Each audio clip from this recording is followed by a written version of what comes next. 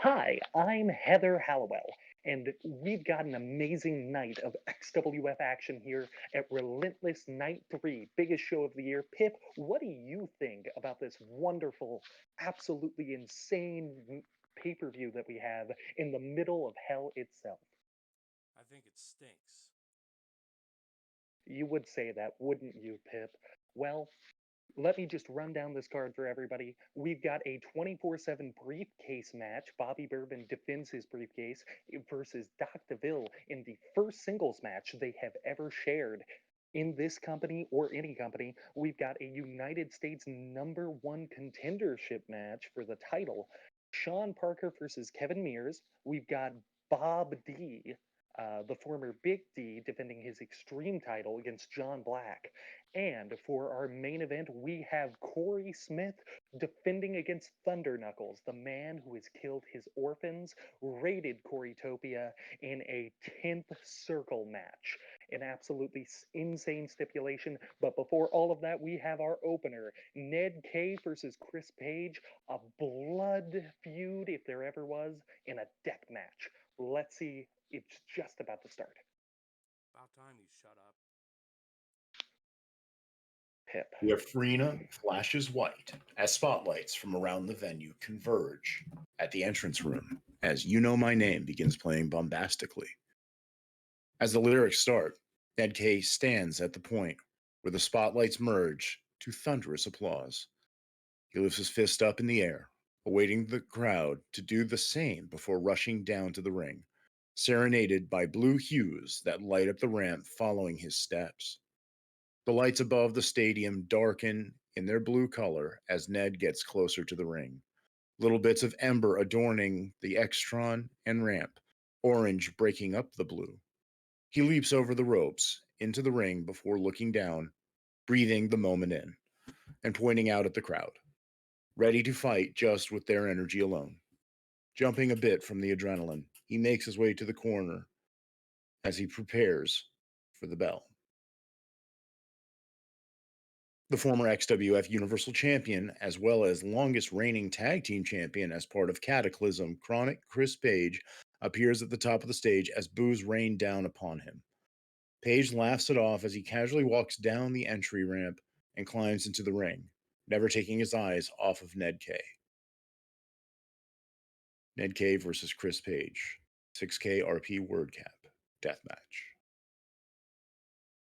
The crowd demons pop huge as Satan himself makes a special appearance on his throne.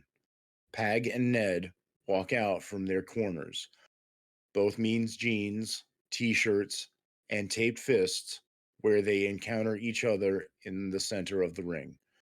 Chris Page jaws with Ned, who responds with some words of his own that causes Page to slap Ned right across the face. Ned immediately takes Page down with a double leg and transitions into a mount before he starts hammering down with right hands. Ned hammers away with piston like fists before popping off Page and immediately stomps away at the face and upper body of CCP before picking him up off the mat. Ned hammers Page with a forearm before being cut off with a thumb to the eye. What a shocker. Ned Kaye starts out hot, and Chris Page resorts to underhanded tactics. It's a death match, Heather. There are no underhanded tactics. Everything is on the table. Page takes over by hurling Ned into a neutral corner. Ned crashes into the buckles and walks out from the corner and into a tilt-a-whirl backbreaker. Page presses the cover. 1, 2. Ned kicks out before the 2 count. Page immediately starts choking away at Ned, which the referee is powerless to stop. You'd think the demons would boo this. They cheer it. Page releases his choke and steps back up to his feet, where he throws up his arms to a pop from the demons in attendance. Page turns his attention back toward Ned, who is getting to one knee. Page explodes toward Ned with a running mafia kick. Ned throws his head out of the way. Page spins around, eating a boot to the midsection from Kaye that doubles Page over. Ned bounces off the ropes and delivers bicycle kick across the base of the neck of Page, sending CCP down to the mat. Ned drops down, making a cover. 1, 2. Page pops a shoulder off the mat. Page waited until the last second on that one. Don't think he needed to, but he wanted to play head games with Ned there. Paige is a master manipulator, that's for damn sure. There are few in this business that are better at it. Ned gets back to his feet, looking to press the offense, only to have CCP roll out to the floor. Chris thinks he's safe. Nah. Ned lands a baseball slide dropkick to the back of Paige, sending him crashing into the barrier holding back the demons. Ned slides out to the floor and spins Paige around where he decks him with a right hand. Ned looks for a scoop slam. Paige slips down the back of Kaye while showing him forward, causing Kaye to bounce face first off the ring post and crumble down to the floor. Paige comes around the ring, snatching Ned by both legs, where he catapults Ned face first off the ring post a second time. Cameras catch Ned bleeding from his forehead as Paige is like a shark that smells blood in the water, takes a mount on Ned and hammers down into the open wound on Ned's forehead. CCP lands 6 shots before he starts to bite at the open wound. CCP steps up to his feet and poses over the demon, garnering another pop. Chris looks up at Satan's suite and gives him a thumbs up. Paige turns his attention back toward Ned, where he picks him up off the floor and drives him headfirst into the announcer's table. Paige drives Ned into the table a second time, and a third time before spinning Ned around and latching onto a front waist lock, where he snaps off an overhead release belly to belly suplex on the floor with Ned's body splatting on the mats. Chris tosses the ring apron back and pulls out a ladder. Paige slides the ladder into the ring and sets it up underneath one of the many briefcases that hang overhead. Paige starts climbing the ladder and reaches the top, where he reaches up and grabs a briefcase. Looks like Paige is trying to put an end to this right now. Is he, Heather? Are you sure? Cameras pick up Paige as he spouts out. Chris Paige. Wait a minute. I'm not Corey. I actually win and lose between the ropes without excuses. A bloody Ned Kaye pulls himself up on the ring apron unknown to Paige. Ned manages to re-enter the ring and grab the ladder with both hands and shakes it slightly, which catches Paige's attention as he looks down, but it's too late as Ned tips the ladder over, sending Paige crotch first across the top rope. Ned wastes no time in using the middle turnbuckle as a step up to hit the enziguri, causing Paige to tumble down to the apron. Paige reaches up for the top rope and uses it to pull himself up to his feet, where Ned lands a springboard missile dropkick, sending Paige down to the floor. Ned steps out to the ring apron and measures Paige, who uses the apron and bottom rope to assist himself up to his feet, where Kaye follows up with a running penalty kick that floors Paige once again. Kaye leaps off the apron with a vicious double stomp down to the chest of CCP. Paige is most definitely going to feel that one. The demons boo Ned, but he couldn't care less as he tosses the ring apron back and pulls out a glass top table. I have to admit, Pip, I'm liking this more focused and aggressive Ned Kaye. He's not taking Paige lightly. Why would he? Paige has beaten him like a rented mule in their previous encounters. Ned sets up the glass top table on the floor before turning his attention back toward Paige, who pulled himself back up to his feet. Ned looks for a super kick. Paige catches the boot of Ned and kicks him in the nuts to a massive pop from the demons in attendance. Kaye drops to both knees, and it allows Paige to land a mafia kick to the bloody forehead of Kaye, sending Ned falling backward to the floor. Paige turns his attention to the ring steps and separates the top portion. Ned starts pulling himself up to a vertical base and is met with the steel steps being driven into his forehead.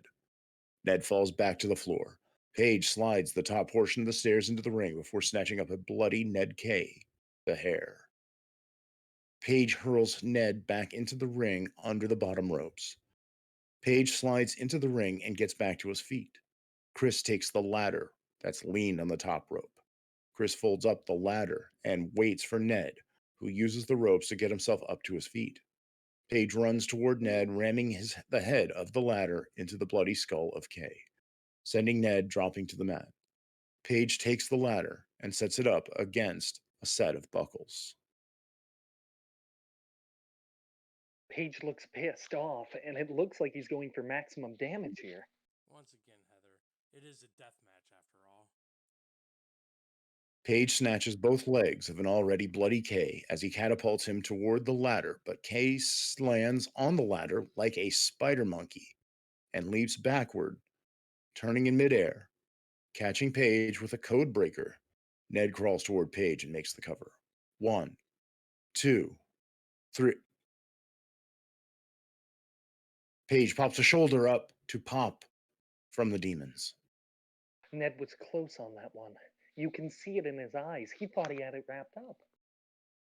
Ned is the first to his feet, followed by Page. Ned lands a hard right hand, a stiff right kick to the quad of Page before finishing with a spinning back fist that Page counters with a back waist lock before delivering a German suplex.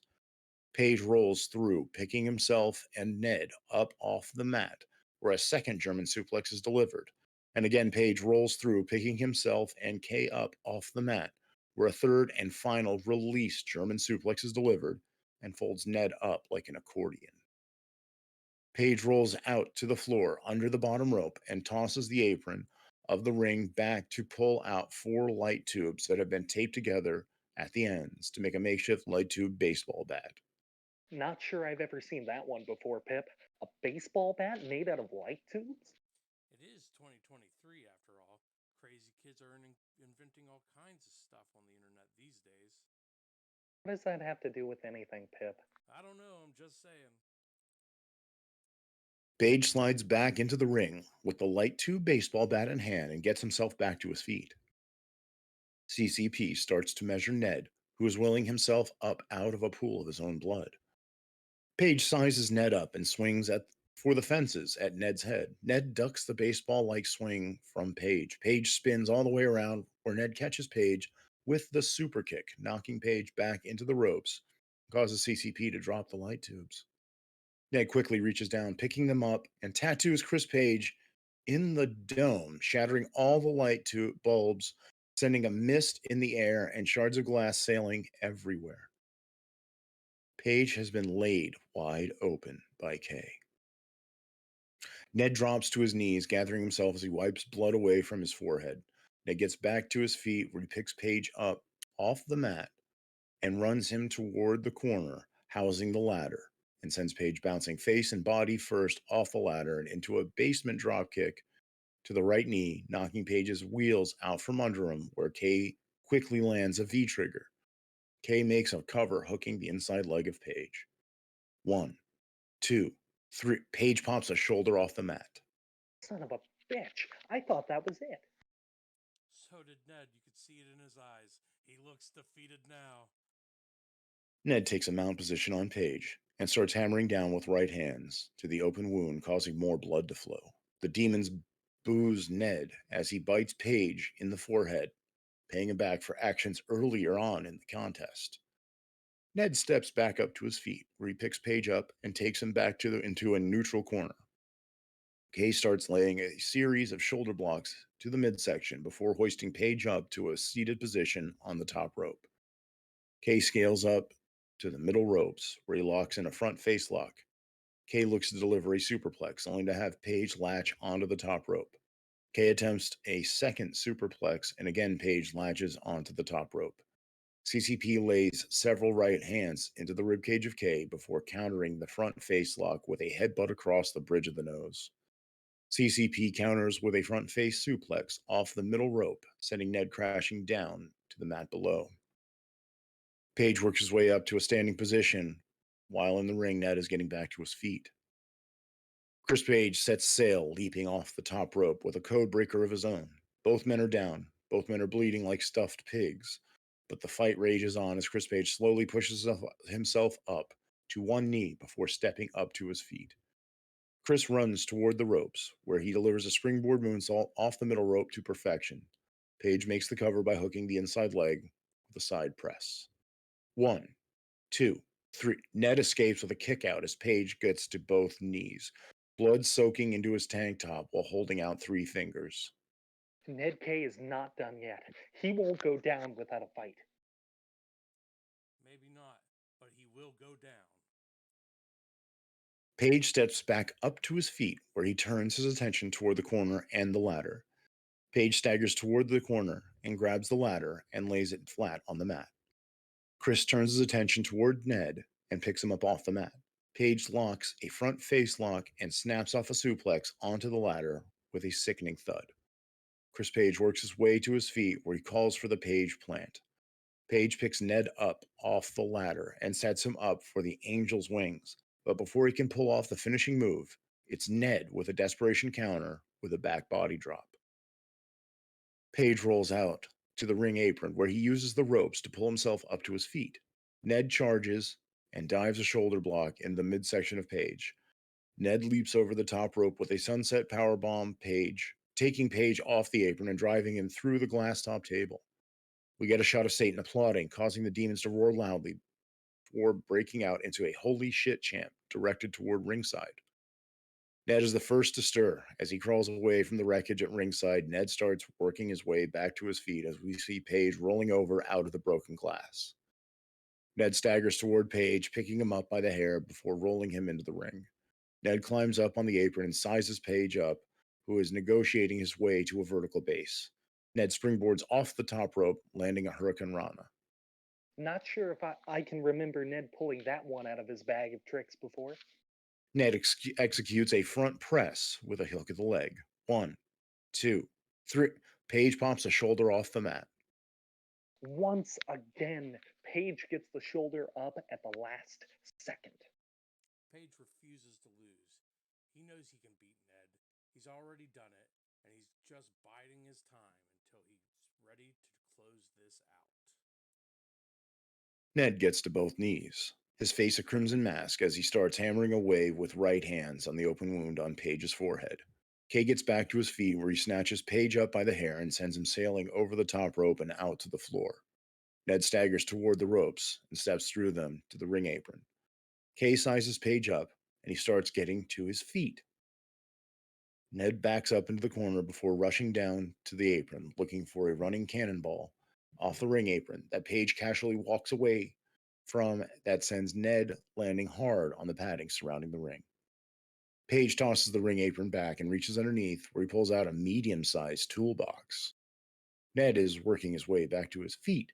When he stands, he's met by Page, who drives the toolbox into the skull of Ned, sending Kaye sailing backward into the security railings as the box opens and various tools fall to the floor. Page drives the metal toolbox into Ned's forehead a second time before reaching down and picking up a pair of needle-nose pliers. Oh, God. What is Page going to do with those pliers? I don't know, Heather, but I'm here for it. Page snatches Ned by the earlobe with the needle-nose pliers and pulls him away from the barrier. Page pulls Ned into a front waistlock where an overhead release belly-to-belly suplex is delivered for a second time. Chris crawls back toward the apron, where he reaches underneath the ring and pulls out a large piece of plywood made with a bed of barbed wire. Ned starts to work his way to one knee before standing up to a vertical base as we see Page hurl the bed of barbed wire into Ned's face and body, but Kaye doesn't go down. That is until Page spears the backside of the plywood, further driving the barbed wire into the body of Ned as both men are down. Page is the first back to his feet, where he begins stomping on the backside of the plywood, causing the barbed wire to further dig into Ned's body underneath. Page reaches down and starts peeling back the plywood, causing the shards of barbed wire to tear various parts of his flesh. Ned is covered in blood as Chris Page, as this battle continues. Page stomps on Ned's bloody forehead. Page reaches down, picking Ned up off the floor before hurling him back into the ring. Chris climbs up on the apron and steps through the ropes, where his eyes go to the top portion of the steel steps. Chris snatches Ned up by the hair and takes him toward the steps. Page brings up Ned on the top portion of the stairs where he sets up Kaye and spikes him skull first in the steel steps with a leaping pile driver. Holy shit.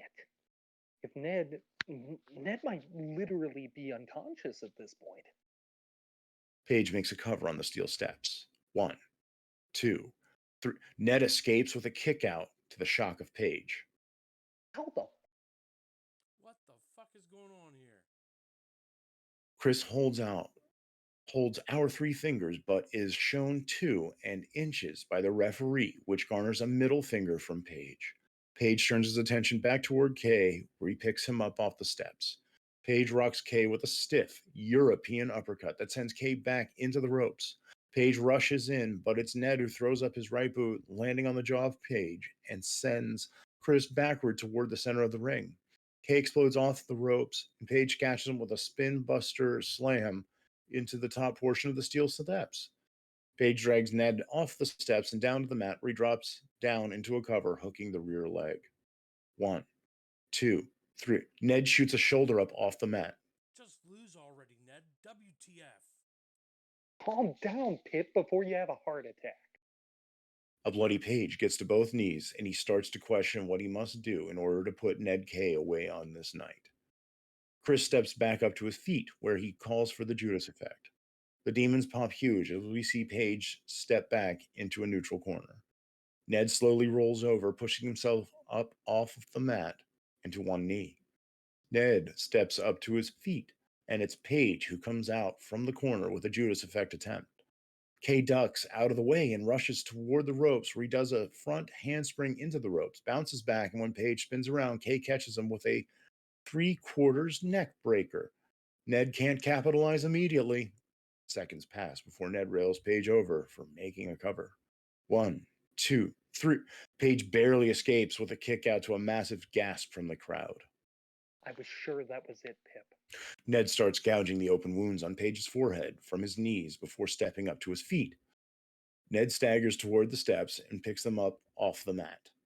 Paige starts to stir as he rolls over and pushes himself up out of a pool of blood. Chris catches one knee before Kaye charges and drives the steel steps into the face of Chris Paige. The momentum sends Paige spilling back out to the floor. Kaye drops the steel steps over the top rope, sending them down to the floor with a thud.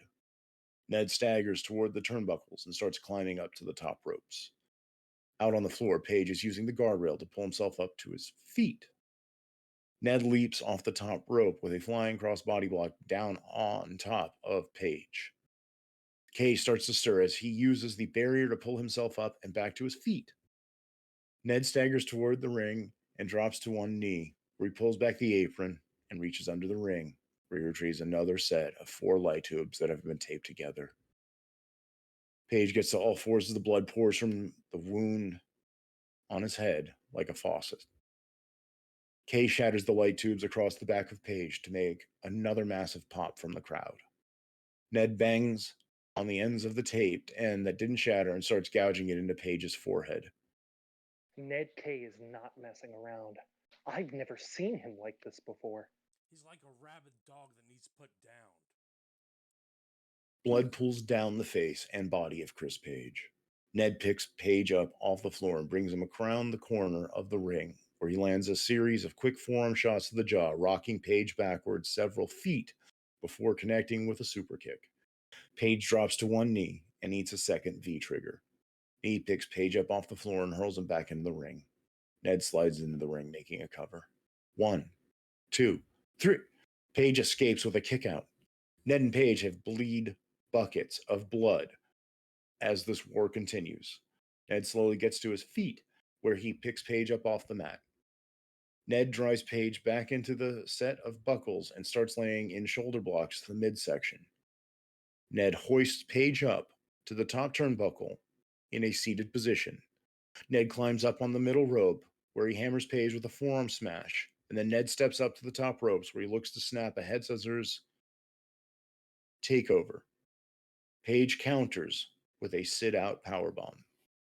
Fantastic counter by Paige there.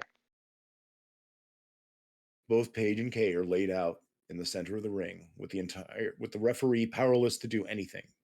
Seconds seem like hours before Paige starts to stir and roll towards the ropes.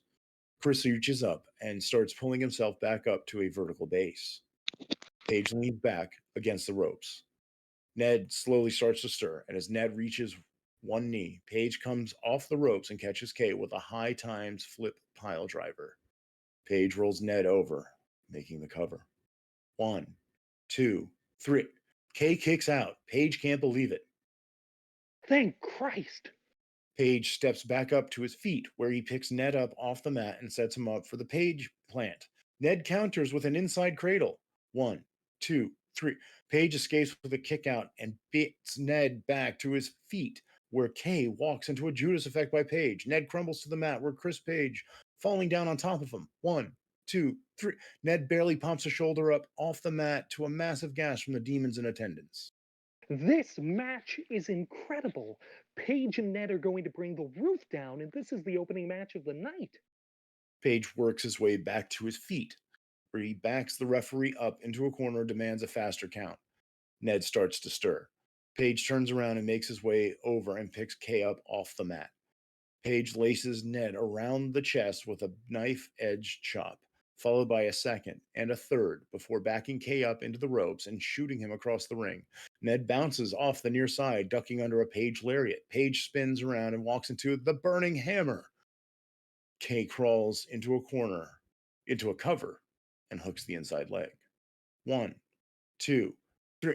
Page drapes the outside leg across the bottom rope in the eyesight of the referee, forcing the count to be broken. Ned rolls off Page and gets to both knees, throwing both arms up in the air, thinking it's over.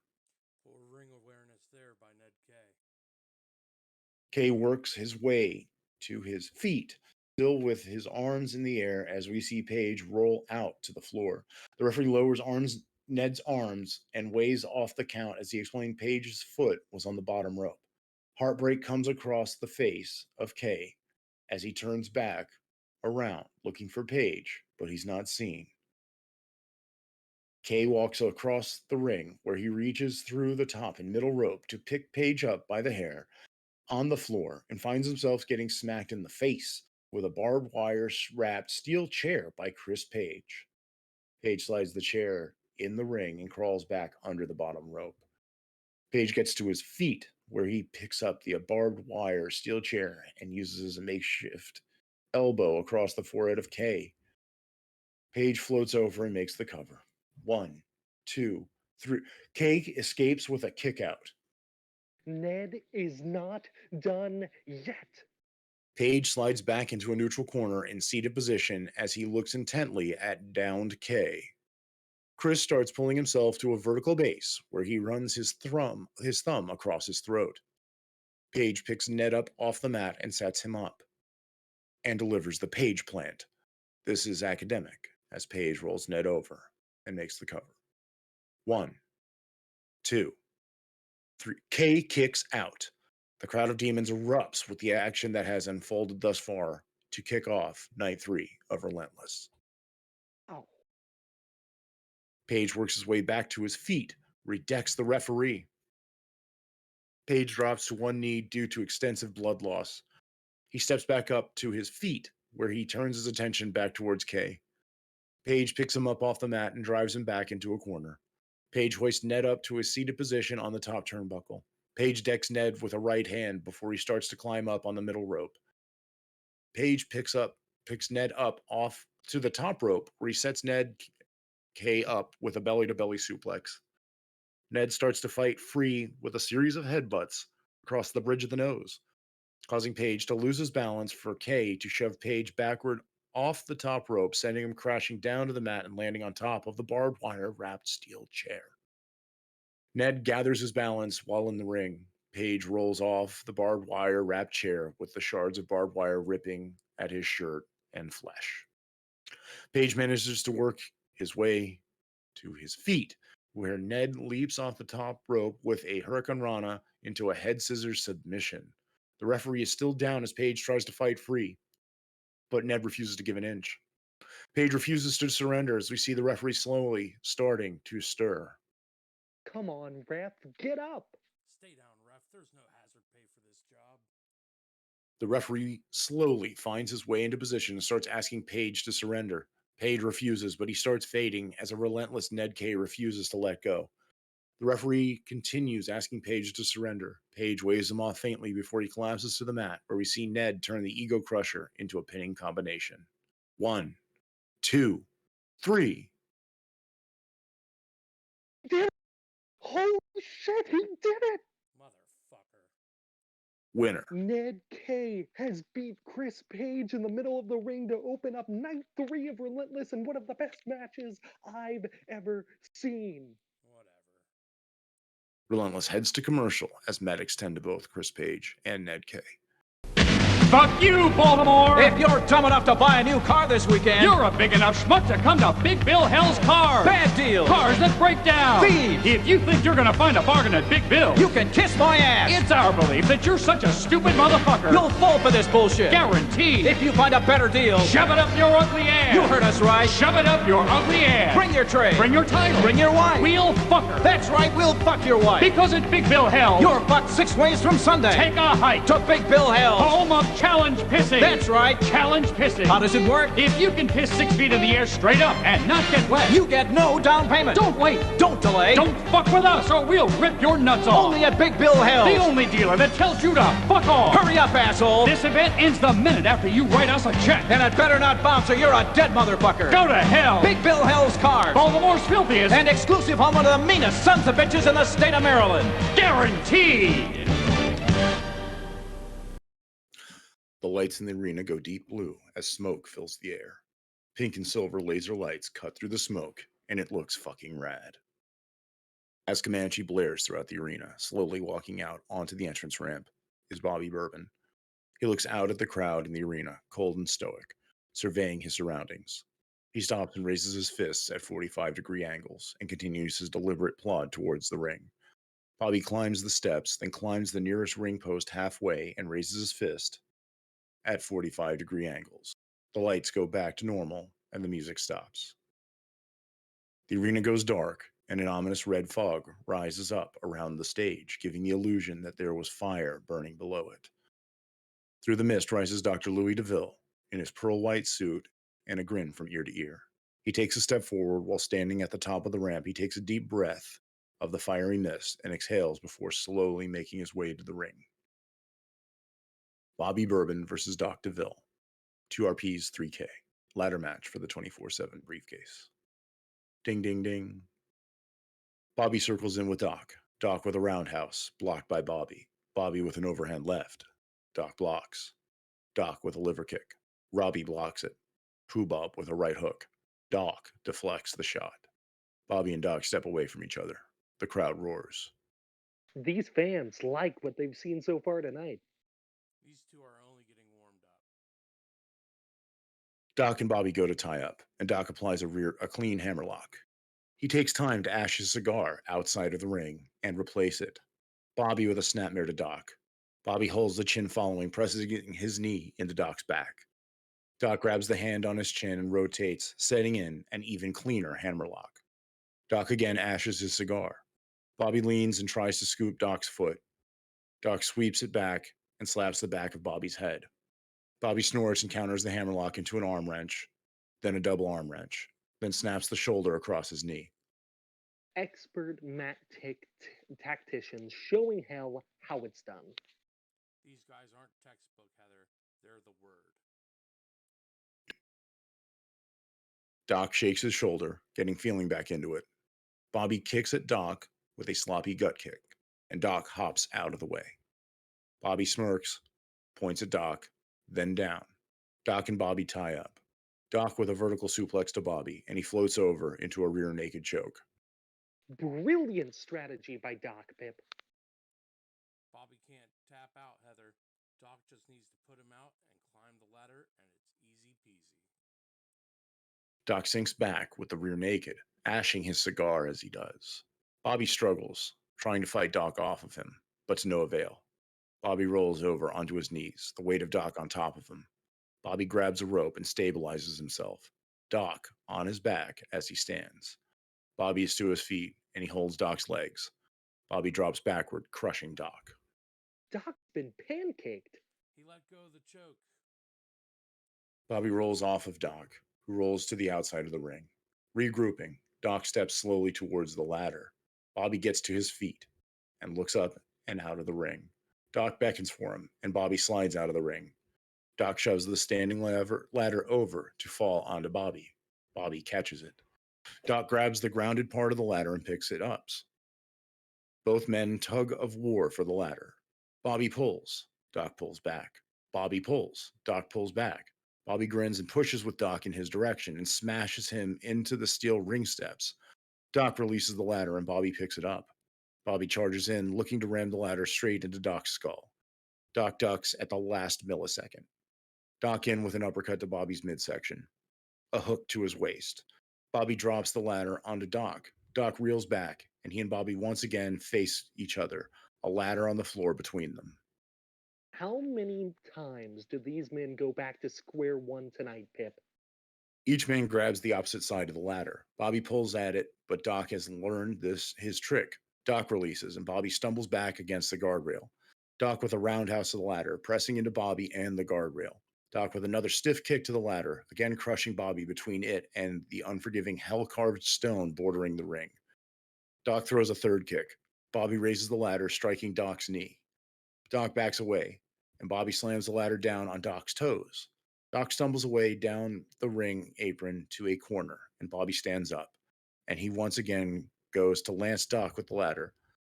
Doc moves his head sideways. Bobby lowers the head of the ladder last minute. Doc is hit square in the knee with the head of the ladder. Doc drops, and Bobby swings the ladder up, catching Doc on the chin, sending him back reeling. Bobby almost decapitated Doc. Bobby Bourbon has been in some ladder matches. He doesn't know the details. He says that's for nerds. Bobby with a shot to Doc's midsection, still wielding the ladder like a lance. Doc catches the ladder and pulls it down and away, bringing Bobby closer. Doc with a leaping knee strike to Bobby's chin. Bobby spins, dropping the ladder, and Doc steps in. Snap suplex from Doc to Bobby onto the ladder on the outside.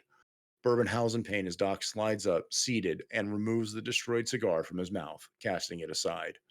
Doc to his feet, and he throws a sick, sweeping kick to Bobby's face. Bobby keels and stumbles off of the ladder. It looks like Doc wants to use the ladder a little more, Pip. Yeah, but for what? Doc opens the ladder and kicks Bobby again. Bobby rolls over and places the bottom rung over Bobby's throat. Doc starts to climb the ladder, pressing all his weight and bouncing on it, trying to crush Bobby's windpipe. Bobby presses the ladder up and off, sending Doc back. Bobby spins and gets to a knee, and Doc shuffles the ladder directly at him. Bobby catches it, and now both men stand, neither putting torque on the ladder. They drop it to the floor. Both men clash and begin throwing punches directly into each other, like hockey players. Old school brawling on display here in hell as Bobby and Doc really just see who's better at getting punched in the face for a solid 40 seconds. The fans are going wild as both men finally back away. Bobby rubs blood from a busted lip. Doc touches a cut on his left cheek and looks down at his own blood, smiling. This is intense. These men just keep dishing it out to one another, and neither is getting any headway. This is the irresistible force and the immovable object. Don't ask me the odds here, but it's going to be loud. The fans in attendance have begun a familiar chant. Fight forever. Bobby and Doc circle one another and go into the other tie-up. No, snap knee from Bobby Bourbon. Bobby grabs Doc as he's doubled over and goes for the Bobby bomb. No, Doc drops off of Bobby's shoulders and goes for a DDT. Just an inch from impact, Bobby catches Doc, holds his hand out, wagging a finger no, and he hoists Doc. Bobby with a back body drop to Doc onto the down ladder. No, Doc flips all the way out and onto his feet. He spins with a roundhouse as Bobby comes with a back fist, and they both parry each other's strikes. The fans' chant grows. Fight forever. Bobby and Doc pause and look around until Doc kicks Bobby. Bobby stumbles back into the ring post as Bobby picks up the ladder and puts it into the ring. Doc rolls in and Bobby follows quickly after. Doc stands and throws a boot to Bobby, who is not on his feet yet. Bobby catches the foot and twists, doing a dragon screw from the prone position. Bobby uses the ropes to help him up swiftly, and he throws a boot to Doc. Doc gets kicked in the shoulder that Bobby wrenched earlier and rubs it. Bobby hoists Doc up. Doc bites Bobby's nose. Bobby releases Doc, and Doc hoists Bobby up. Lobotomy. No, Bobby falls out to his feet, and Doc can't believe it. Bobby with a shot to Doc. Doc is up. Bobby bomb. No. Again, the Bobby bomb is countered as Doc does a head scissors whip to Bobby, sending him into the corner. No, Bobby clings to Doc and runs with him to the corner. Bobby leaps, but Doc grabs the bottom rope and pulls himself out from under Bobby, gliding to his feet onto the ring apron. Bobby catches himself on the corner, standing and facing Doc to the outside. Bobby with a huge haymaker. Doc ducks, throwing a knee to Bobby's midsection. Bobby rears back, and Doc springboards, coming down with a knee to Bobby. Bobby catches Doc, spins, and tosses him away, but Doc lands with a backflip. The fans can't get enough. Fight forever. Bobby and Doc look around, acknowledging the fans' chants. They go to shake hands.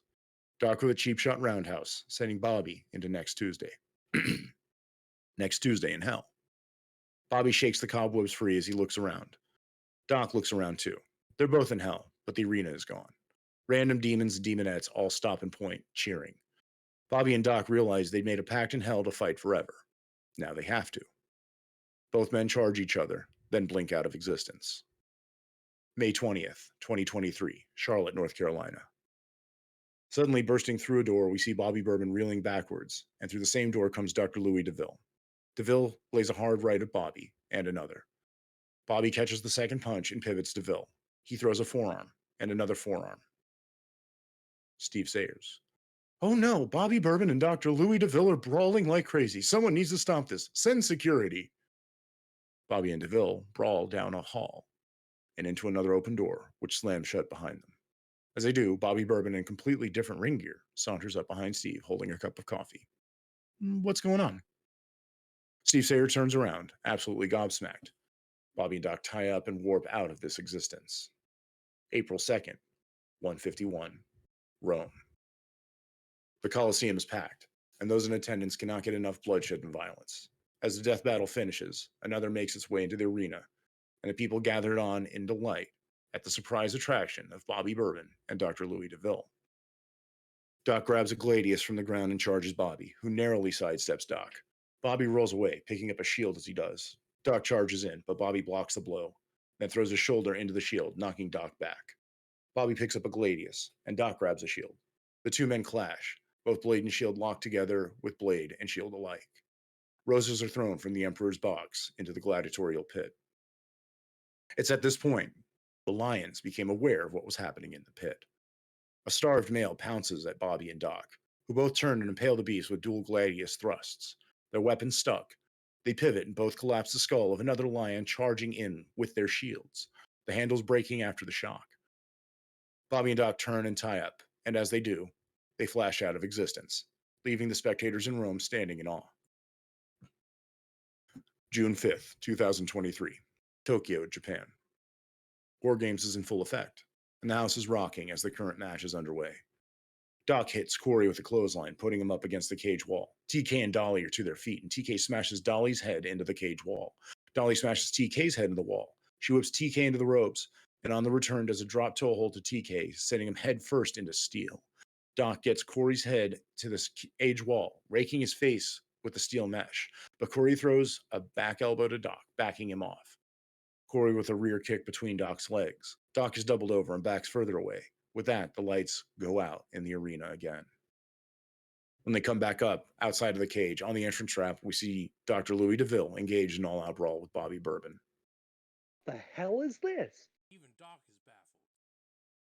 Doc looks up the ramp at himself fighting Bobby Bourbon. The fans are screaming. The lights drop again, and when they come back up, the Doc and Bourbon who started fighting in Relentless are gone.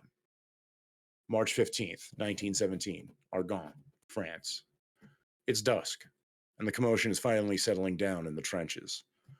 The Germans all have stopped firing, for now, and the British and French forces are tucked into theirs. In the hellscape of no man's land, barbed wire and corpses litter the muddy by blood, dirt. The Germans notice first, and whistles report from the British lines as Bobby and Doc zap into existence here and then. Doc with a huge left to Bobby, following that up with a leaping knee strike. No, Bobby blocks the knee, pops Doc up, and hits a dinosaur extinctor in no man's land. Orders are barked at the two men in German as bullets begin to whiz by them. A mortar shell hits and sends clouds of earth skyward with a plume of blue smoke. Bobby stands up and grabs Doc's leg, looking to do damage. Doc kicks Bobby in the face. A bullet whizzes by both men as a whiz-bang rocket penetrates the earth nearby. Doc kips up and throws a vicious roundhouse to Bobby's jaw, a spinning roundhouse from Doc, thigh kick from Doc, spinning reverse knee by Doc, and Bobby drops to a knee. Decapitator head kick from Doc. Bobby hits the dirt, and as he does, another mortar comes crashing in. Doc lifts Bobby up, sneering as he does, and Bobby grabs Doc by the throat for it. Doc breaks the goozle hold, and both men disappear from the battlefield just as a mortar hits where they were. June 5th, 2023, Tokyo, Japan, again. Bobby gets into the ring and both men tie up. Keto with a hammerlock onto Bobby, who throws a back elbow to Keto. Bobby reverses the hammerlock into a top wrist lock. Keto with a forearm to Bobby. Bobby with a forearm to Keto. Still keeping the top wrist lock in. Keto counters the top wrist lock with an arm wrench. Bobby counters with a clothesline. Keto ducks the clothesline and lifts Bobby up for a backdrop suplex. Bobby struggles back to the ground and holds Keto still with a headlock. Keto lifts Bobby again for the backdrop, but Bobby kicks off the cage wall and pivots into a crossbody onto Keto, pancaking him. Bobby sets a chin clock into Keto. Suddenly, the arena goes dark. When the lights come up, in the second ring, we see Dr. Louis DeVille and Bobby Bourbon, who started in hell, brawling. Again? What in the absolute depths of hell is going on here? Bobby releases the hold and backs away, watching in bewilderment. Keto catches his breath and watches as well, just as confused.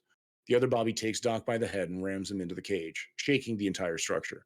Doc sneers, throwing an elbow to Bobby's throat and bashing Bobby's head into the cage. The lights fall, and when they come back up, our Bobby and Doc are gone. March 15th, 1939, Hollywood, California.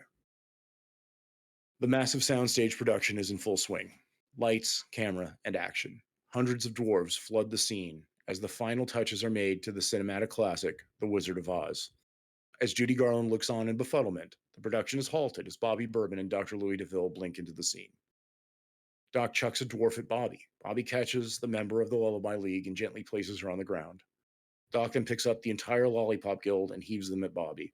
Bobby picks up a bench and catches the dwarves and places them on the ground. Having had enough, the residents of Munchenland rise up. They rush Bobby and Doc, who mercifully leave this weird-ass segment of the match. June 22nd, 2023, Seattle, Washington. Chelsea feints a shoot, but neither of the other competitors bite, and she shoots back. Sends a signal like he's ready to start things off, but no, instead, he's waiting until everybody else does. Sid throws a hand forwards, and Sent and Chelsea each recoil on the ready for whatever she has to bring to the ring tonight. At this point, the lights drop. They suddenly come back on in the center of the ring between Sent, Sid, and Chelsea. We see Bobby Bourbon and Dr. Louis DeVille, each holding the other by the throat. Shit. If I knew Bobby and Doc were on the show, I'd give a fuck. I do, and what are they doing here?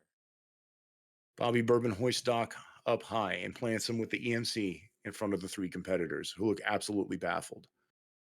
Bobby goes to an unoccupied corner and climbs. Flying circus from Bobby. Doc rolls out of the way, and Bobby lands with a nasty thud. The fans here in Seattle begin to chant, "Fight forever."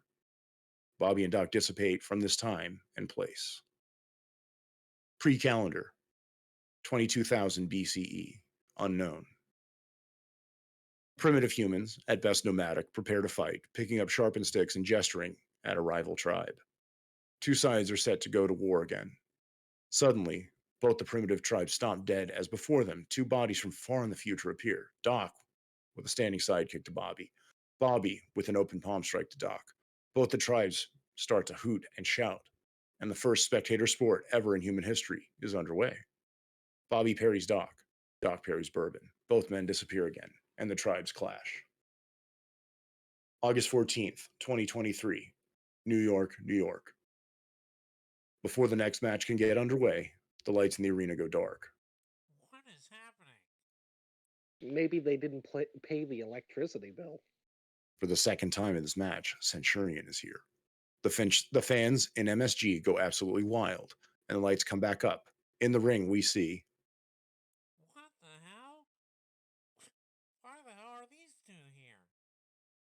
That's Bobby Bourbon and Dr. Louis DeVille, but they're not under contract with WGWF. Doc throws a back chop to Bobby, cracking him across his massive chest. Another back chop from Doc with no love lost whatsoever. A third chop from Doc, but Bobby catches Doc's hand and rears back. Bobby drives a shoulder into Doc, holding the wrist. Bobby with another shoulder to Doc. Doc grabs the back of Bobby's head with a handful of hair and slings him down to the mat. No. Bobby plants his back foot and doesn't budge, defiantly glaring back at Doc. The fans are all chanting, "Holy shit! Holy shit!" What are these two men doing here in the WGWF ring? Derek, this is absolute hell.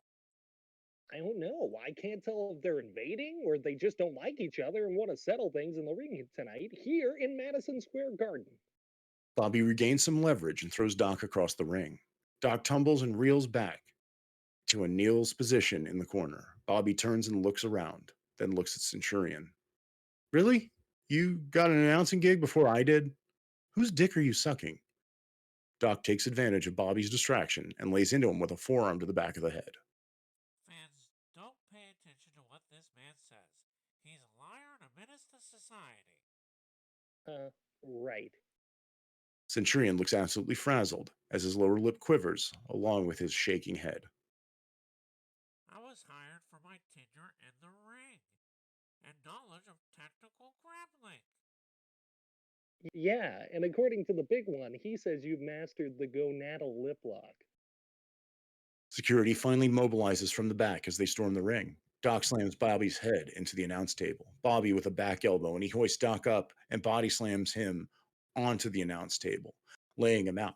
Bobby climbs the announce table and lifts Doc up into a bear hug. As security arrives, Bobby charges with Doc off the announce table and dives out into the crowd. The lights drop again. When they come back out, security, the announce team, and the fans in attendance all scream as there is no sign of Bobby Bourbon or Dr. Louis DeVille, both having vanished as easily as they appeared. Unknown. 705,023 AD. A wasteland. Whatever we know of our Earth today is gone. There are no traces of humanity left. The barren landscape before you suggests nothing survived. Dr. Louis DeVille appears and catches his breath. A second later, Bobby Bourbon is there, and both men pause and glare at each other. No words could be spoken now. Both men clash, each throwing forearms into each other with the ferocity of primal beasts. The demonic forces within each man manifest more and more with each horrific blow. Wounds seep, and deep red crimson cascading from each man's face, their features all more devilish as a result. Doc finally gets an advantage, and he hoists Bobby up. Lobotomy. Bourbon is motionless on the ground. Doc looks around at the wasteland and laughs. The ladder, hell, and existence were behind these two now. They were all that was left in a world that deserved destruction. Too stubborn to die, too important in their time and place, however many there are. Doc turns and throws a boot to Bobby, who's recovering from the lobotomy. Another boot to Bobby, and Doc lifts Bourbon up. Doc grabs Bobby by the jaw and slaps him. Bobby snarls and kicks Doc in the gut. Bobby bomb. Doc immediately sits up, stares at Bobby, and grins. Bobby boots Doc in the jaw, sending him crashing back down. Bobby grabs Doc and lifts him up, but Doc hits Bobby with an elbow to the jaw, backing him away. Both men disappear from the post-apocalypse. January 1, 1999, Chicago, Illinois. The aspiring promoters are ready to join into the hottest era of wrestling. Their new banner has arrived, proudly reading Extreme Wrestling Federation. Bobby and Doc burst into the scene, and the promoters look absolutely stunned. Was this an audition for their new wrestling company? Doc with a vicious left to Bobby, which causes the big man to reel. Doc dives onto Bobby's back with a sleeper. Bobby grabs at the banner. He rips a piece off and wraps it around Doc's head, slinging him off. They disappear. The promoters look at the now desecrated banner, the letter E ripped off it, which simply reads Extreme Wrestling Federation. They nod in approval. June 27th, 2018, Richmond, Virginia. Bobby and Doc flash into existence and are spent. Both men look weary. Down the hall, Bobby Bourbon from 2018 sees what he thinks is a dozen hot dogs in a room. He enters, but after a case slides in front of the door, sealing him in. Elsewhere, unawares of himself and his opponent for tonight, Dr. Louis DeVille from 2018 enters a room, and by some strange coincidence, a case slides in front of it too. Theo Price approaches the wiped out Bobby and Doc from our current timeline. Theo. Jesus, you two were fighting already? Couldn't wait? Well, you have a match. Where's your mask, Robbie? Theo calls over BWP, who rushes in with a spare mask. Theo puts it on Bobby's cranium, and he and BWP get Bobby to his feet. Go out there, the people want a match. The opening chords to I Don Quixote permeate through the air as Robbie's music starts to play throughout the arena. The match ensues, just as I wrote it out in 2018. What a match, folks. Two of the very best leave it all in the ring, neither one willing to go down as long as there was an ounce of fight in their bodies. DeVille just won, but he doesn't even know it because he's out cold. How often do you see that in XWF? What we witnessed tonight was a once-in-a-lifetime match, and we gave it away on free TV. The ref attends to Doc and Bourbon as EMTs rush to the ring and check out both men. They're both wheeled to the back, and as they are, they both disappear. Suddenly, the broom closets both men from 2018 open, and both stumble out. They both approach each other with ill intent, thinking the other responsible. As they do, Theo approaches. Great match. How are you two even standing? Well, you're both getting bonuses for that one. Contented they got paid for zero work, Robbie Bourbon and Dr. Louis DeVille from 2018 shake hands and leave together. Today, XWF headquarters. The office of Theo Price looks peculiar. The light's off since there's a pay-per-view going on at the moment. Doc and Bourbon appear once again, as they have thus far. Doc slams Bobby into a bookshelf. Bobby pulls a book down from the shelf and hits Doc with it. Bobby pulls another one down, but stops and looks at the book peculiarly, as does Doc. It's Green Eggs and Ham. Both men stop and turn, having never inspected Theo's bookshelf. Sporadic issues of Nintendo Power, self-help books, The Idiot's Guide to Becoming an Electrician. Bobby and Doc just stare, agog, at what Theo considers to be stimulating reading material. It's almost as though Theo doesn't actually read them. He just found them and needed books on his shelves because he's a CEO. And if you've ever watched TV or a movie, a CEO always has a full bookshelf. Doc sneers and grabs a copy of the Guinness Book of Sports Records, 1992, and claps Bobby on the back with it. Bobby reaches up and pulls a Fisherman's Guide to Vermont, 1995, down off a shelf and hits Doc back. Doc bounds across the room to another bookshelf. He pulls 3 mint copies of The Bridges of Madison County down from Theo's bookshelf, untouched by hands until now, and throws them at Bobby. Bobby bats them out of the sky with a series of travel maps for the state of Wyoming. Doc: Theo reads stupid shit. Bobby: I know. Both men blink out of existence once again. In the background, we see Theo's pristine and beautiful platinum inlaid ivory desk. Bobby and Doc reappear atop it, and both men look down. Doc snaps to action and hoists Bobby for a lobotomy. No. Bobby's legs hit the ceiling, and he crashes back down on top of Doc. Both men crash through Theo's desk, smashing it to smithereens. They blink out of existence again. Today in hell. Here and now. My God, what a match! I know. And we finally found out the match that happened back in 2018 was actually happening tonight. Huh. Who'd have thunk it? Doc and Bobby appear back in the ring, and the fans are loving it. Every bit of their escapades playing out on the Extron, because yes, they fucking set up an Extron in hell. The crowd exchange chants for each competitor as Doc and Bobby lock eyes. Beaten and bruised from their mad battle through time and space, a circular pit of fire opens up in the center of the ring, and from it a ladder made from the living corpses and gore raises underneath the briefcase dangling precariously above the ring. The pair exchange a glance and immediately rush the ladder as the crowd pop huge.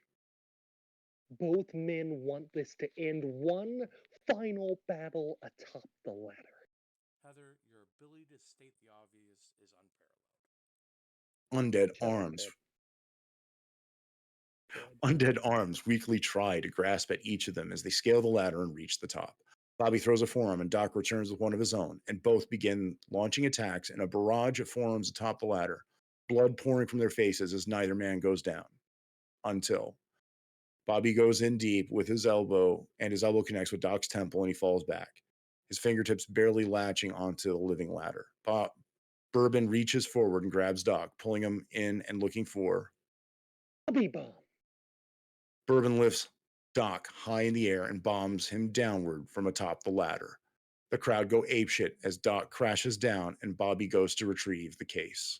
He's got it. But Bourbon's face drops as he sees no case. Looking down at the prone body of DeVille, weakly smirking with a laugh as he holds the briefcase tucked into his arms. Doc grabbed the case mid-Bobby bomb. That's genius. Winner, Dr. Louis DeVille. Doc's theme hits as Bobby looks dejected, but a little impressed as he scales down the ladder and the referee helps DeVille to raise his arm in victory.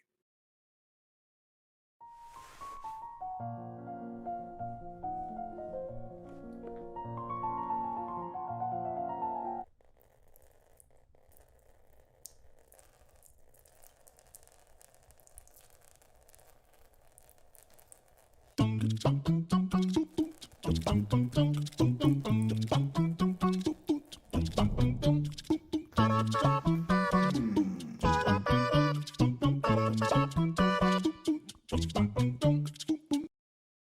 theme, metal cover by Toxic Externity, begins to play throughout the arena.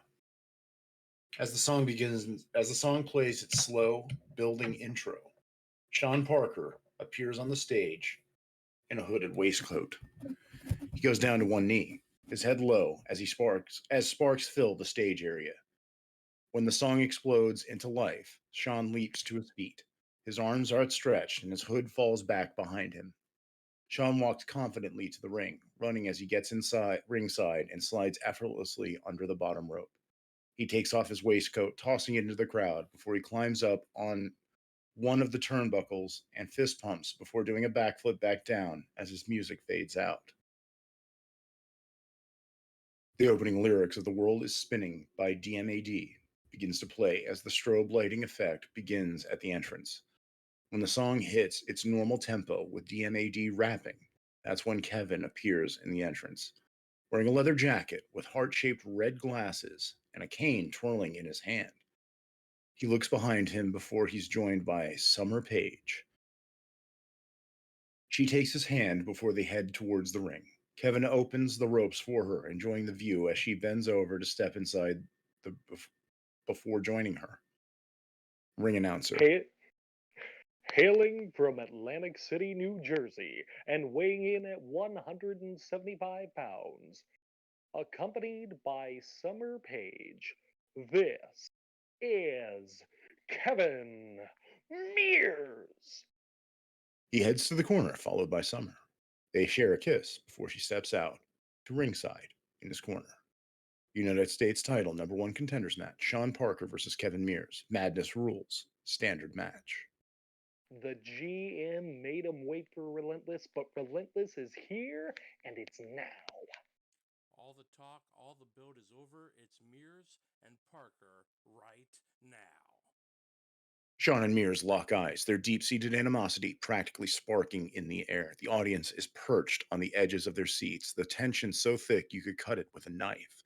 They know they are about to witness something truly epic, a showdown that has been brewing for weeks. The referee signals for the bell to ring, and as soon as it does, the crowd erupts in a chorus of boos and cheers for either man. This match isn't just about two wrestlers vying for victory. It's a battle of egos, a feud that transcends the confines of the squared circle. Sean suddenly explodes out of his corner with a wild, jumping, spinning roundhouse aimed squarely at Mears' head. But Mears, with lightning quick agility, ducks under Sean's spinning leg as it whizzes harmlessly over his head.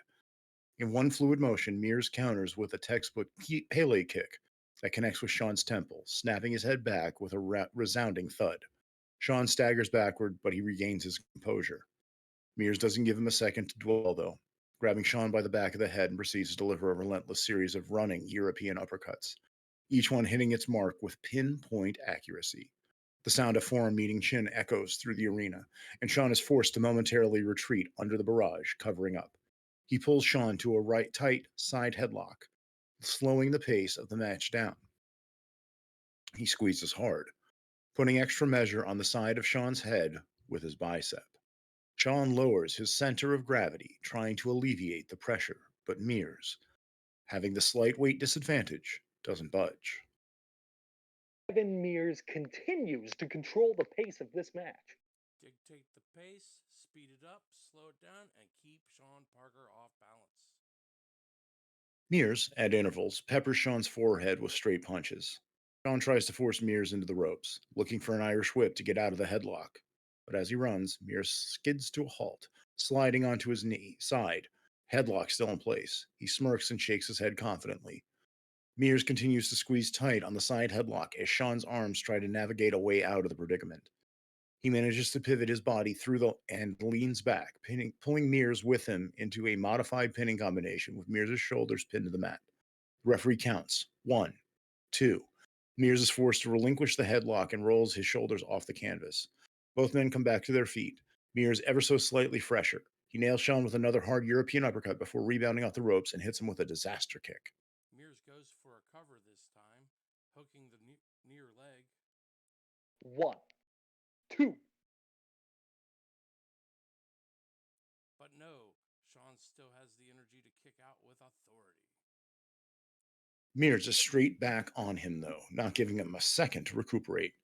He goes to one knee, driving into the back of Sean, whilst pulling his head back at the same time.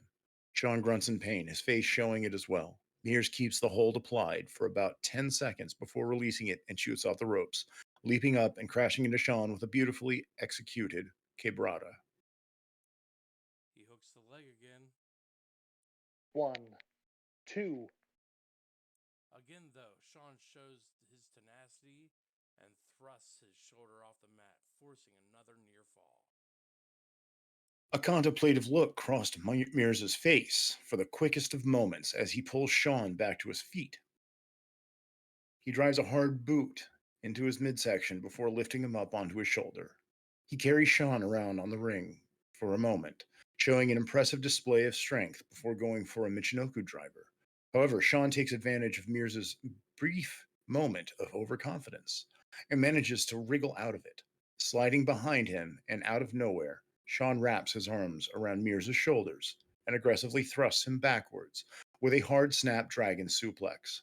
Mears' lands right on the back of his head, but Sean is in the ascendancy now, comes swooping in, landing a jaw-dropping standing Shooting star press.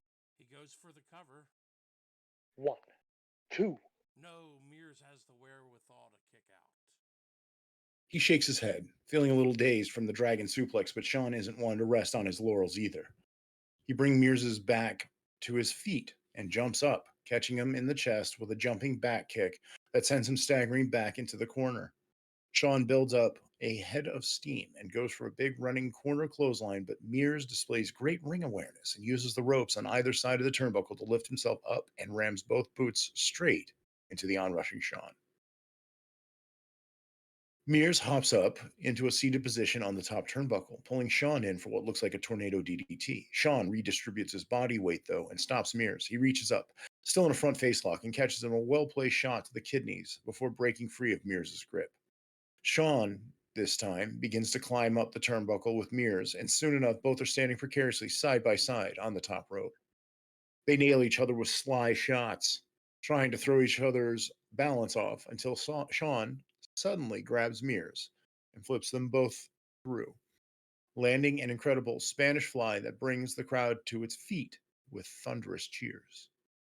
The high risk move looks to have taken it out of Sean too, though, as he's on his knees, but his face is on the mat, contorted in pain, holding his stomach. Mears is starfished on the mat, not having moved for a few seconds until finally he flexes his fingers in both his hands, blinking his eyes. Sean sees out of his peripheral vision Mears is still lying on his back and crawls over, placing himself on top of him as the referee counts. 1, 2. No, just the 2 count. Sean's delay in making the cover giving Mears those vital seconds to get his breath and his bearings back. Sean brings Mears back to his feet, still slightly favoring his own ribs after the Spanish fly, but still has the energy to hit a lightning-fast snap Hurricane Rana that sends Mears spiraling through the air. Mears crashes to the canvas but bounces straight back up. With Mears reeling, at least for the time being, Sean capitalizes on the moment. He runs off the ropes, catching Mears on the chin with a spinning heel kick. Again, Mears' own momentum sends him back to his feet. Sean runs up his upper body and executes a perfect head scissor takedown. However, Mears displays his own tenacity and athleticism by flipping out of the head scissors and lands perfectly on his feet. He then runs off the ropes and goes for his own head scissors, but instead of flipping Sean over, he rotates over again, pulling Sean into a front facelock and drills him with a DDT. Mears still has the energy and time to smirk and tap his temple before going for a cover. 1, 2. Sean powers out, though. A brief look of annoyance crosses Mears' face before he goes back onto the attack. He positions himself behind Sean and delivers a series of hammer and anvil blows to the side of his head and neck area before immediately transitioning into the Call Your Chiropractor stump puller. Sitting on the back of Sean's neck and pulling one of his legs upwards, Sean's face contorts in agony, but he refuses to give in to the pain. The referee is down beside him, checking for the submission, but even with his body in the uncompromising position it's in, Sean vehemently shakes his head. The crowd cheers for Sean's resilience and heart. Mears continues to crank up the pressure, pulling Sean's leg tight, but still, he refuses to tap or verbally submit. Out of nowhere, Sean uses Mears' momentum and grip on his leg to pull forward and manages to ram his knee straight into Mears' face, forcing him to let go of the painful hold. Sean doesn't have the energy to respond right away, though, as he still favors his neck slightly. This gives Mears the opportunity he needs to continue his assault. He runs at Sean at full speed and cracks him straight in the face with a penalty kick. Sean's jaw rattles from the force of the blow. Without missing a beat, Mears transitions seamlessly into a backbreaker, pulling Sean down and driving both of his knees into the small of his back, leaving Sean writhing in agony on the canvas. Mears goes for another cover, more forceful this time, hooking one of Sean's legs and pinning his arm to his side for extra leverage. 1, 2, No, Sean kicks out once more. showing his heart and resilience. Mears yanks Sean back to his feet, pulling his head between his legs as if he's going for a power bomb / lung blower, but at the last moment, Sean wriggles out, much to the delight of the crowd. He lands on his feet right in front of Mears and begins to tee off on him with a series of martial arts style kicks and punches, overwhelming his opponent. Sean goes high and low with his kicks, aiming for Mears' legs, his midsection and head with all sorts of kicks before finishing off the combination with a hard spinning back elbow that cracks Mears' right in the temple. Sean finishes off the combination by pulling Mears into a front facelock, lifting and twisting before driving back down with the Helheim Hellfire Twisting Northern Lights bomb. Instead of going for the cover, though, Sean hurriedly makes his way to one of the corners. He ascends to the top rope, a place where he feels most at home, preparing for something big, which the crowd also senses. Sean leaps off, twisting through the air like a corkscrew with the diving wyvern spinal tap. Sean takes flight, soaring through the air with the grace and precision, ready to bring the hammer down, but Mears has an incredible in-ring IQ and has other plans. He calculates Sean's trajectory with split-second precision and rolls out of harm's way at the last possible moment. The crowd gasps collectively as Sean crashes and burns, his body colliding with the canvas in a spectacular display. Sean rolls around on the mat, clutching at his ribs, the breath clearly knocked out of him. Mears senses an opportunity and brings Sean up before grabbing him by the back of the head and drills him back down with the see my knee single knee face breaker. He quickly goes for a cover, hooking both legs this time. The referee is down right away. 1, 2, 2.9 as Sean throws his shoulder off the mat just in the nick of time. Mears curses the referee, slapping his hands together 3 times and holding up the same amount of fingers to him. The referee is steadfast, though, and holds up 2 before motioning with his own shoulder that Sean kicked out. Sean still looks hurt on the mat, his ribs possibly broken from the missed aerial move earlier, and it looks like there's some blood trickling from his nose and lip, too, from Mears' signature move as well. He hoists Sean back up to a vertical base and rams him into the nearest turnbuckle, his shoulder driving hard into his already injured ribs, and it draws a grunt of pain from him. Mears lifts Sean up so he's perched on the top turnbuckle, and he follows him up. Mears surveys the entire scene before him, sizing up the crowd and then his opponent. He uses Sean's body to steady himself as he climbs up to the top turnbuckle. But Sean doesn't stay down for long, and he suddenly drives his elbow into Mears' thigh, sending him reeling. With the audience on their feet, Sean hoists Mears into a fireman's carry, but before he can follow through, Mears lands a series of open palm strikes to his temple, leaving Sean stunned. Mears takes advantage of the moment to wriggle free and land back on the top rope. With his hands on Sean's shoulders, Mears leaps into the air, wrapping his legs around Sean's neck in a bid for a Frankensteiner. But Sean is quick to block him, holding Mears' legs in place. Mears' core strength allows him to pull himself back up and try again, but Sean blocks him once more, attempting to transition into a powerbomb. However, Mears' hammer fists rain down on Sean's head, leaving him vulnerable. In a swift move, Mears flips Sean 180 degrees with the Frankensteiner, but Sean manages to land perfectly on his feet. The crowd goes wild as Mears stares in disbelief at his opponent, who meets his gaze with a piercing stare. With both men back on their feet, the excitement in the arena reaches fever pitch. Mears stands up, determined to take Sean down. He charges toward him, but Sean quickly strikes him with a jumping back kick to the face, sending Mears reeling. Steadfast, Mears fights through the pain and lands a jumping enziguri to the back of Sean's head. He continues his assault by spinning around and attempting a discus clothesline, but Sean manages to dodge it by lowering his head. Sean retaliates by delivering a hard kick to Mears' thigh, causing him to fall to one knee. Seizing the opportunity, Sean runs off the ropes and goes for a running knee strike, but Mears leans back to avoid the contact. He then grabs Sean in a waist lock, lifting him onto the air and slamming him down onto the back of his head with a massive high-angle German suplex. The crowd pops for the impressive move as Mears maintains his bridge, showcasing his incredible core strength to keep Sean pinned in place. The referee is there to count. 1, 2. Sean is able to break the bridge right as the referee's hand is coming down for 3. The crowd cheers again. Mears keeps up his attack, sensing the tide is turning in his favor. He grabs Sean's arm, wrapping his hand around his forearm and grips it tightly and pulls him forward into a series of hard knee strikes that bursts Sean's lips open. Mears keeps hold of Sean's arm, but stops his knee strikes, seeing the blood dripping down from Sean's mouth. He looks completely out of it, his mouth open and he's breathing heavily. Mears looks exhausted too. They walk towards each other and go for the collar and elbow tie-up. However, neither man is able to force their strength on the other. Such has been the amount of energy they've both expended in the match so far. Still the bigger man, Mears is able to just about force Sean into one of the corners. He then bends over, grabbing the 2 middle ropes either side of him for leverage, and rams a series of hard shoulder thrusts into Sean's abdomen, forcing him to yell out from the force of the impacts. Sean collapses to his knees in the corner, holding his ribs. Mears runs to the other side of the ring, using his foot to spring himself off the second turnbuckle for more momentum, and he sprints back, but Sean is already back to his feet, leaping through the air and takes Mears down with a sleek sling blade.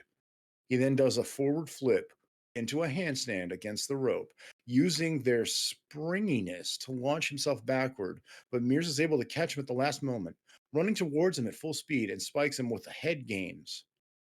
Sean looks out of it as Mears makes the cover, 1, 2. but the referee stops it. Sean's arm is lying under the bottom rope, and Mears can't believe it. He had it won. Smart move as he drags Sean back to the center of the ring and makes the cover again. 1, 2. No, Sean kicks out. Mears, again in the spirit of the pay-per-view, is relentless. He grabs Sean's arm and locks him in a painful-looking omoplata, stretching and cranking the pressure on him. Sean holds his hand out, hovering it over the canvas, but instead of slapping the canvas, he balls his hand into a fist and shakes it vigorously. Then, somehow, Sean manages to stand up, the submission hold still locked, but Mears is like a sloth on a tree, wrapped around Sean's shoulders. Sean is somehow able to muster enough strength to hoist Mears across his shoulder blades in a fireman's carry position. He sends Mira over, driving his head and neck into the canvas with a hard Death Valley driver. Mears remains motionless on his back. On the other side of the ring, Sean is struggling to catch his breath, using the ropes to pull himself up as he climbs up to the top turnbuckle. Like a bird of prey, he perches himself on the top turnbuckle, scanning the ring for his next move. However, before he can make a move, Mears rolls away from him and towards the opposite corner, safely out of harm's way. Sean can't help but grin as he drops back into the ring, watching Mears catch his breath on the apron. Blood drips down Mears' temple and onto his upper body, but he stands tall, leaning on the turnbuckle for support. Sean charges at him, using the ropes to propel himself forward and launch into the air, but Mears sees him coming and jumps down to the floor at ringside, narrowly avoiding Sean's enziguri. This may go down as one of the greatest, if not the greatest match in Madness history, Damon. These two have more than lived up to the hype. Mears stands with his back against the ring post, tapping his forehead with another smirk on his face as he wipes the blood away from his temple. He's a few feet away from the ring when suddenly Sean sprints across the ring, hurtling towards Mears like a missile. He clears the turnbuckle and soars through the air, executing a sky twister body press that sends the crowd into a frenzy. The camera even catches the commentary team involuntarily leaping to their feet. Sean is already back to his feet, not letting Mears rest, and he quickly throws him back in the ring. He climbs to the apron, measuring Mears before climbing up, using the top rope to launch himself even further into the air as he torpedoes himself into Mears with Leap of Faith, 1080 corkscrew senton bomb, not the pay-per-view. Sean again goes over to the corner, hands gripping the top rope, and he uses them to slingshot himself up to the turnbuckle. He measures Mears once more and sails into the air with a picture-perfect shooting star press, but right before impact, Mears leaps up and brings his knee up, and Sean comes crashing down into them with a makeshift see my knee. Mears transitions into a pinning combination, pushing both of Sean's legs over his own shoulders, stacking him up, and the referee counts. 1, 2, But this time, Sean forces the near fall. and this crowd looks like they're almost spent of energy with the amount of insane action they've witnessed. Sean remains on his knees, clutching his ribs and taking deep breaths, visibly wincing with each inhale. Oblivious to Mears's calculating gaze, Sean is caught off guard as Mears charges at him with lightning speed, delivering a bone-shattering super kick that sends Sean tumbling through the ropes and crashing into the hard arena floor below. As Mears regains his footing with the aid of the ropes, he notices Sean struggling to stand up. Without hesitation, Mears sprints across the ring and launches himself through the ropes, executing a high-flying tope suicida. But to Mears' shock, Sean catches in midair and hoists him up in a fireman's carry position. It seems as though Sean is about to execute another devastating move, but Mears manages to twist his body and execute a skull-crushing poison rana, similar to Sean's Raiden Rana move, sending Sean crashing to the concrete floor. The crowd erupts in cheers as Sean lies motionless, his eyes glazed over. Despite his injuries, Sean manages to pull himself back up to his feet, albeit doubled over. As Mears climbs onto the ring apron, Sean braces himself for impact.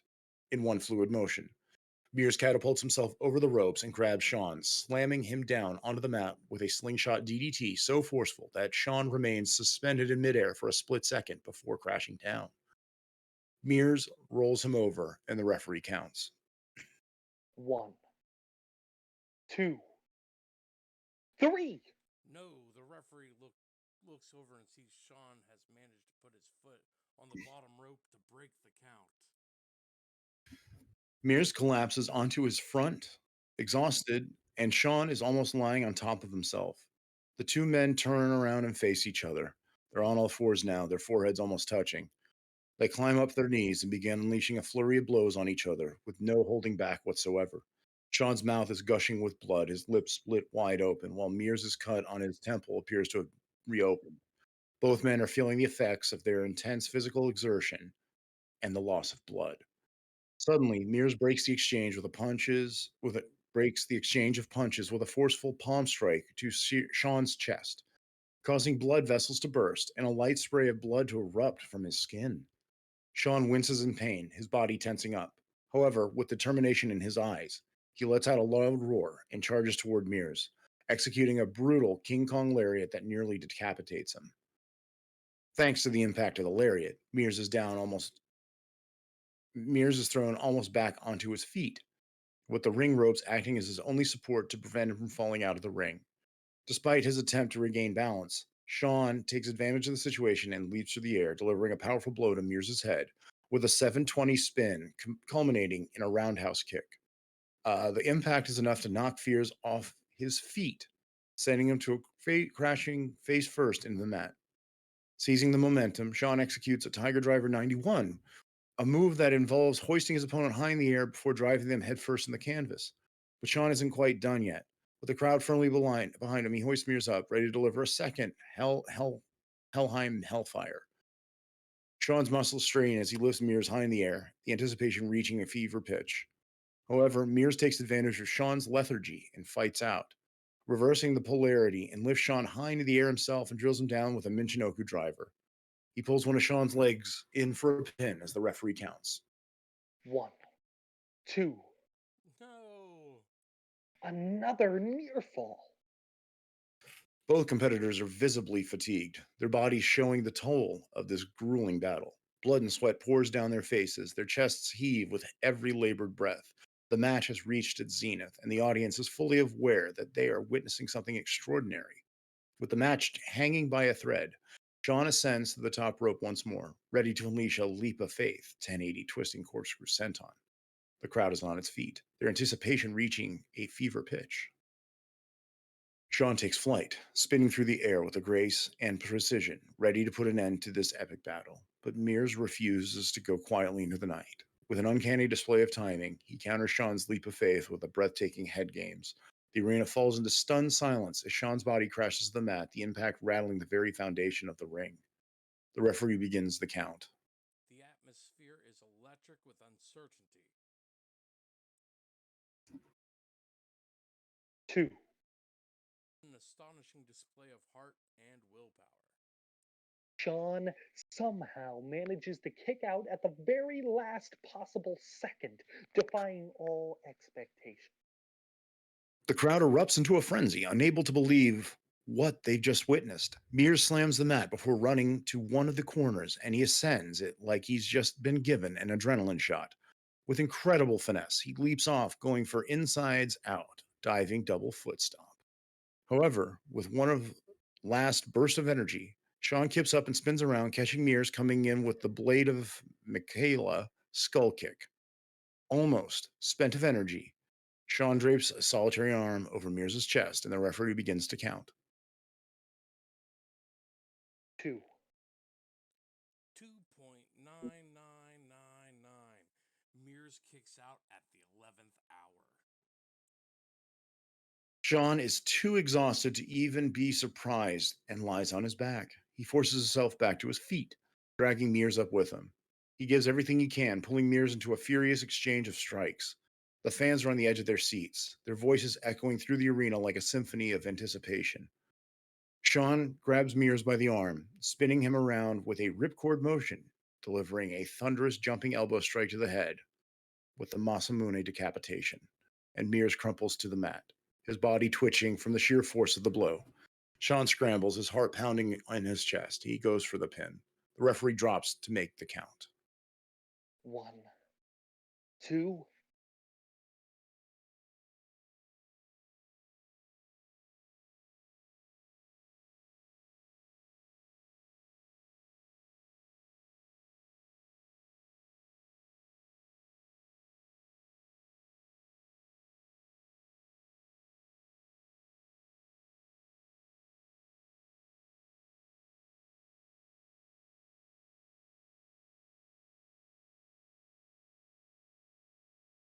A heart-stopping moment that seemed to hang in the balance. Mears.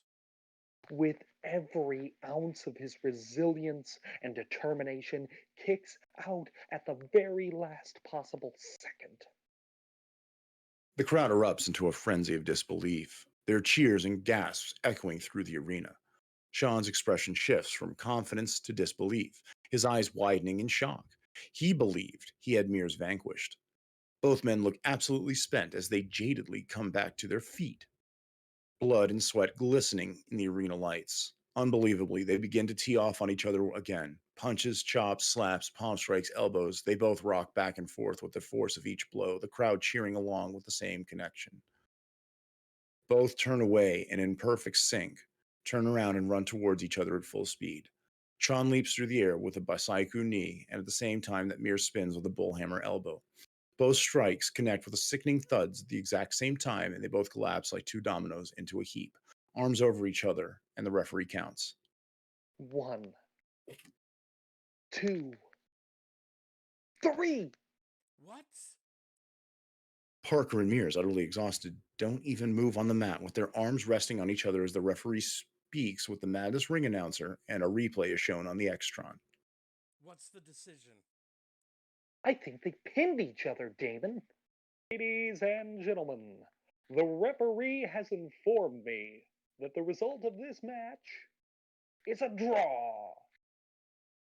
The crowd boos initially while both Mears and Parker begin to slowly make their way to their feet. These fans not happy that this incredible match just ended without a decision. I think it's clear that these two will just have to go again and see if they can top this one. Jaquinde. I've been in this business a long time, and I'm not just putting these two over when I say that this is hands down one of the most incredible matches that I've ever witnessed. Those boos a moment ago, they're turning to cheers for Mears and Parker. The two men, exhausted, beaten, and battered, get to their feet. The XWF universe begins their chant. Thank you, Parker. Clap, clap, clap, clap, clap. Thank you, Mears. Clap, clap, clap, clap, clap. They may not have liked the no decision finish of this contest, but Damon, they sure as hell are showering these two with love, respect, and appreciation for the match they just put out. And it's well deserved. Fans are stupid, but sometimes they're right, and this is one of those times. The winner here is a draw.